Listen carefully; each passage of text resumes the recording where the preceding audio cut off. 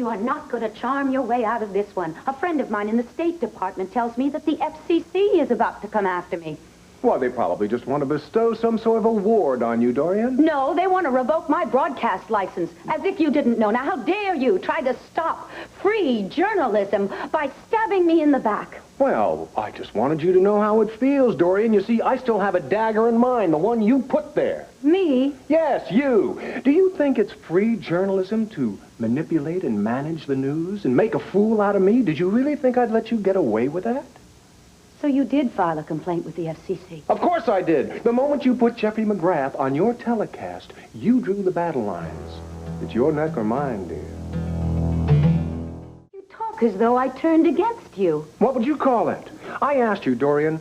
I begged you. Don't go for the easy headline. Don't put the prince's imposter on the air. He forced his way on my program. Even if I believe that, which I don't. You could have done something. You could have pulled the plug. You could have cut to a commercial. But what did you do? You exploited the moment to its fullest. I simply gave the young man a chance to state his case. Incidentally, I got some wonderful ratings in the process, but why are you taking it so personally? Because I thought that you felt some sort of loyalty to me. But evidently, I was mistaken. Apparently, you've forgotten all of the support I've given you in the past. So you got yourself your sensational story. And what did you leave me with? I had to suppress the king. I had to explain the whole thing to the entire State Department. Thank you very much. I was not trying to embarrass you. I was just trying to live up to what it says on the base of that statue in New York Harbor. Give me your tired, your poor, your please, Dorian. What you did is you violated a trust between us, a trust which I have earned.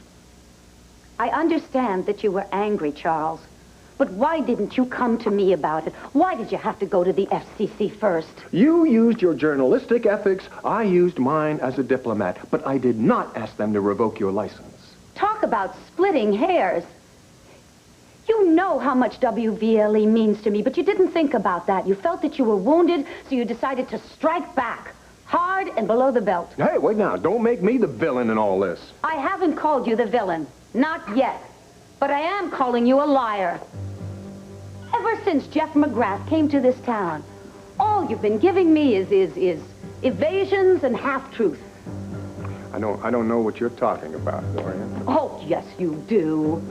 You knew that Jeffrey was not the prince at the party, but you didn't tell me. And you didn't tell me why you were protecting him, and you still haven't told me anything. Well, I did tell you not to meddle. Do I have to tell you more than that? I'm your friend. Yes, you do. Well, I also told you that if you interfered, there would be serious repercussions. And you are a man of your word, aren't you? Charles, I do not want to become your enemy. We can end all this fighting, bickering, if you will just tell me why you want Jeff McGrath thrown out of this country. I'm sorry, Dorian, I can't do that. As an ambassador to Mendora, I answer to my commander-in-chief only, not you.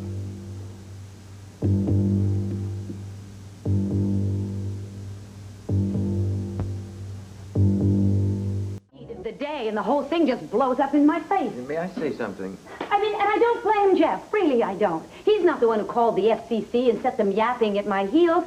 And Herb, that's what hurts the most. That's really what I cannot forgive. Darling, come on. Just calm down. I'm sorry, you're Come right. on. I shouldn't come in here ranting and raving. I really apologize. It's just that I feel so... So betrayed. Yes.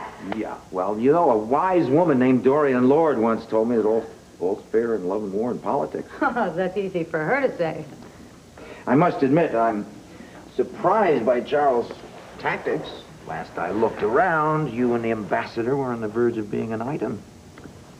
No, not at all. We were on the verge of starting a friendship. Oh, all right. I mean, there was a certain amount of congeniality between us. Herb, dear, I could hardly get involved with Charles when you are involved with Judith. Really. It would be like wife swapping. It's just too ludicrous for words. No. Though I must admit, he is very charming, isn't he? At that time, my life seemed to lack charm, especially once I had thrown John's clothes out into the hall. Oh, never mind about all of that. I just don't know how I could have been so wrong about Charles. Well, you weren't wrong. Look up charming in the dictionary. You'll find a picture of Charles Sanders. That's the problem. You and he are too congenial. What? Yeah, it's like two peas in a pod. Or should I say, like two shells in a shotgun. Peas in a pod? Yeah.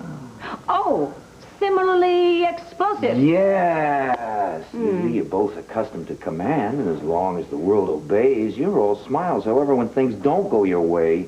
Are you blaming me for the breakup of our marriage? Am I what?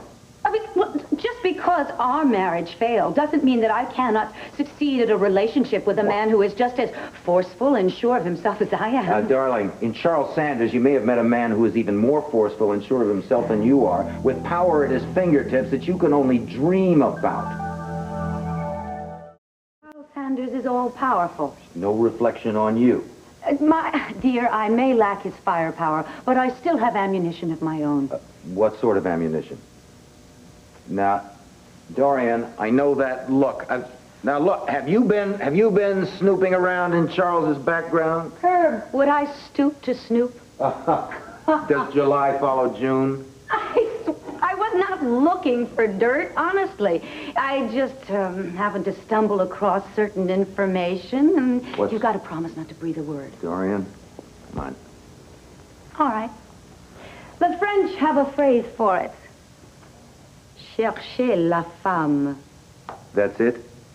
Oui. Ah.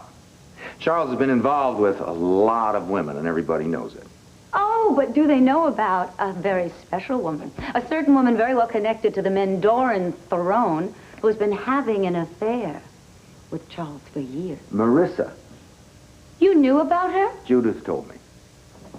Why didn't you tell me? What kind of an ex-husband are you? A discreet one, unlike Mr. Sanders. According to Judith, by the way, it was a series of women like Marissa that brought down their marriage. Oh, dear, I am not interested in why Charles and Judith broke up, really. But what does fascinate me is the hefty stipend that Charles has been sending Marissa every month. He still sends her money. Oh, Judith didn't know that, did she? Oh, yes. Charles has been paying off Marissa for years now. I'd like to know why. Wait a minute. Wait a minute. Are you looking for some kind of revenge? No, I am not. I'm looking for justice, Herb. I don't care how Charles lives his life, but I don't want his covering up his indiscretions at the expense of my broadcast license. He does that, I'm coming out fighting. I don't see the connection between Charles' mistress and your troubles with the FCC. The connection is all too obvious. It's Jeff McGrath. You're losing me. Please think, will you? Jeff McGrath must have found out about Charles' relationship with Marissa. So he disguised himself as a prince. He came to the party with blackmail on his mind, and that's why Charles wants him booted out of the country. That's brilliant, dear, but you can't prove it. No, I can't. Not yet. Really, I have given Charles every opportunity to tell me the truth, but he keeps insisting that this is all a matter of Mendoran and American interests, that they're at stake. Dorian, maybe they are. No, they're not. You know what's at stake? Charles's career. And if he's going to play hardball to protect it, I can play just as hard. Sweetheart, look, so far you've had a tiff with Charles. Escalate it, you could lose everything. I'm not afraid of a fight, Herb. Nobody's questioning your courage, just your common sense. Oh, honey, I know how much BLing means to you. Don't do something foolish and lose it. I didn't know you cared so much about my television Well, I care about you. You still do, in spite of everything. Well, some people are addicted to chocolate. Me, Thank you. I'm really very touched. However, you needn't be concerned about me. I have friends in high circles. You do. I have reason to be concerned, darling. Understand? You take on Charles Sanders, and all these so-called friends might side with him.